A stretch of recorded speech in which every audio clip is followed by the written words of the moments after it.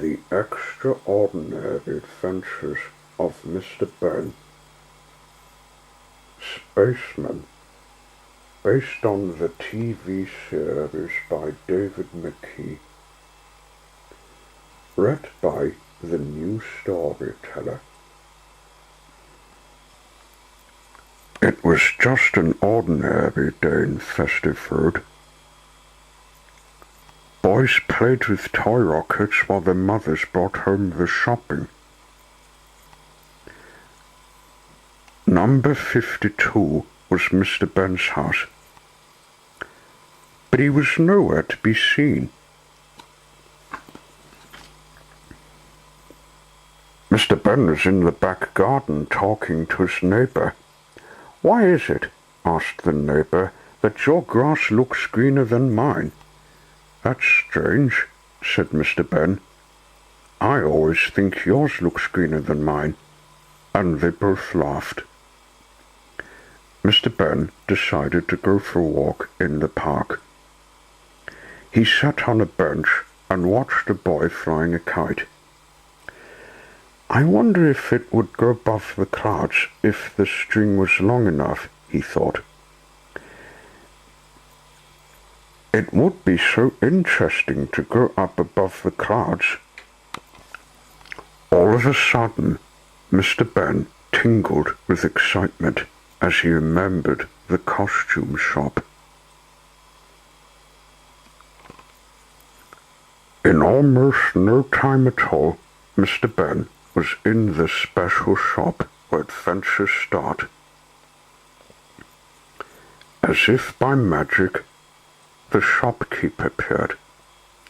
"Good morning, sir. I do believe you've made up your mind already." "I'd like to try on the space outfit," said Mr. Benn. "You know the way, sir," replied the shopkeeper, pointing to the changing room.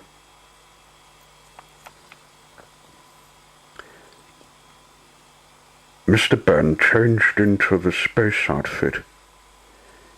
He looked at himself in the mirror and then headed for the door that always led to adventures.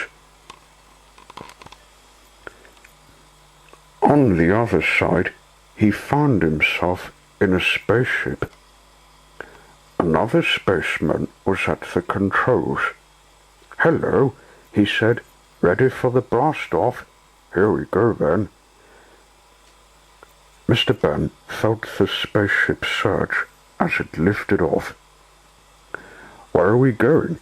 said Mr. Benn as he watched the stars through the window. "To a planet covered with gold and jewels. We'll be rich," said the spaceman. "That would be fun," thought Mr. Benn.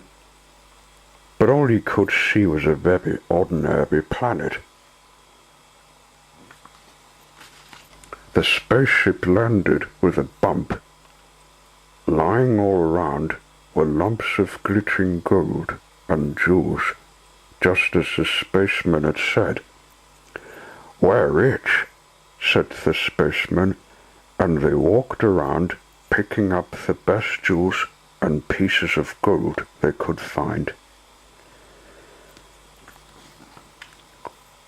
All of a sudden, they met a man dressed in rags, sitting on a lump of gold. "Hello," said the man. "What are you going to do with that load?" The spaceman laughed. "We're rich. We can do anything we like." "I'm afraid you're wrong," said the ragged man. "It's no good to you at all, and there are no shops on this planet, so there's nowhere to spend the riches. Anyway, as soon as you leave this planet, they turn into ordinary stones. The next planet is the place to be. There they live in comfort, and everything is free."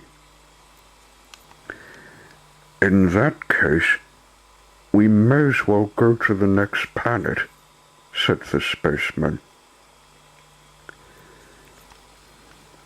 So they put down their golden jewels and made their way back to the spaceship. But Mr. Benn took one piece of gold with him to see what it would look like when it changed to stone. The spaceship zoomed away from the planet on its journey. "There it is," said the spaceman as they spotted another planet coming very close.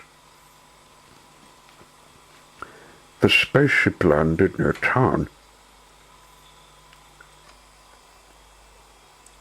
Mr. Benn and the spaceman saw that the shops were full of things, and nobody looked poor. At restaurants, people sat outside and ate for free. Mr. Benn and the spaceman sat down too.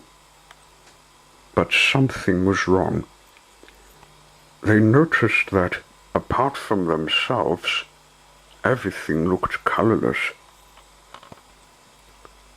"Tell us about this donut," they said to the waiter. "Well," he said, "there's no color here at all. And if you stay here for very long, you'll be just like us. But there's another planet not far away where everything is very bright." "That's for us," said the spaceman. "Let's go there. I don't fancy life without color." Back in the spaceship, Mr. Benn watched the grey planet getting smaller and smaller as they headed towards the next planet. "I hope the next planet really will be better," said Mr. Benn as they flew near. "We'll have a good look round first," replied the spaceman, "and we won't get out if we see anything wrong." Once they'd landed, they peered out of the windows. Everything looked all right. Colorful birds flew past. There were bright flowers and trees. They saw gaily colored houses. People dressed in vivid clothes were walking about.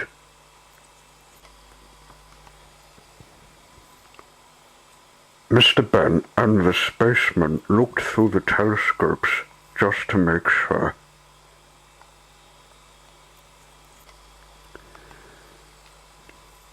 The only unusual thing they could see was the hats that everyone wore pulled down over their ears. "Just the fashion," said the spaceman. "Let's go outside." But they soon realized that the hats were not just fashion. Everyone had their ears covered for one very good reason. The air was filled with the most horrible screeching noises. Mr. Benn and the spaceman ran back to the spaceship and took off into the night. Before they had gone far, the spaceman said, "I'm lost. We'll have to stop at the next planet we pass and ask the way." So once again, they landed. This time, the planet was very hot. Too hot, in fact, but at least it was quiet. Nobody was about. Then, as if by magic, a man appeared. It was the shopkeeper. "We're lost," explained the spaceman. "We've been to all sorts of planets, but we don't know where to go next."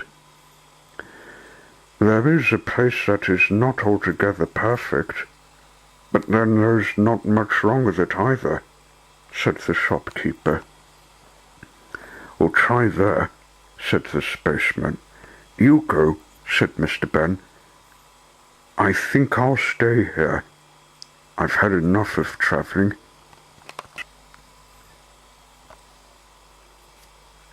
It's very hot, sir, said the shopkeeper. Why don't you step into the cave? It'll be cooler there. Mr. Benn went into the cave, and, as he expected, found that he was back in the changing room of the shop. He took a last look at himself in the mirror, then changed into his old clothes. Where did you send the spaceman? He asked as he turned the spaceman outfit. Here, sir, back to Earth, said the shopkeeper. It's not perfect, but it's not too bad either.